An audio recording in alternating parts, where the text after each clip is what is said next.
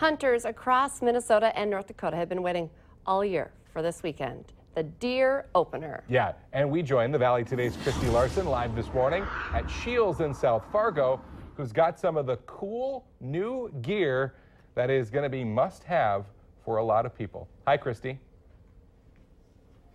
Good morning, guys. That's right. You know, we showed you some of that stuff you're going to need for that inside layers right next to your skin.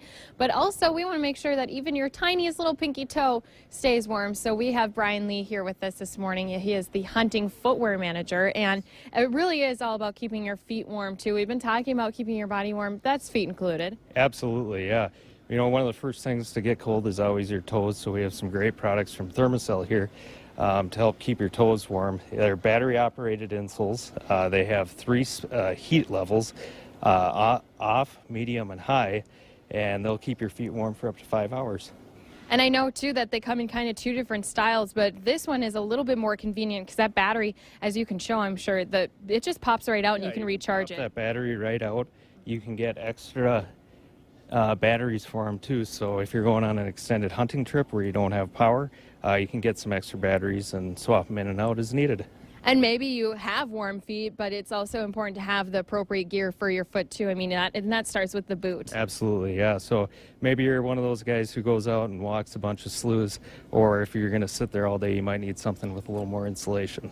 Yeah, and we showed some of those heating gloves, but if you maybe don't want to invest in the gloves, there's a couple other things like this little Zippo thing. Yeah, the Zippo lighter there just runs off some fluid there. You put a light to it and it'll get going and it'll last for about 12 hours depending on the size of the heater you buy.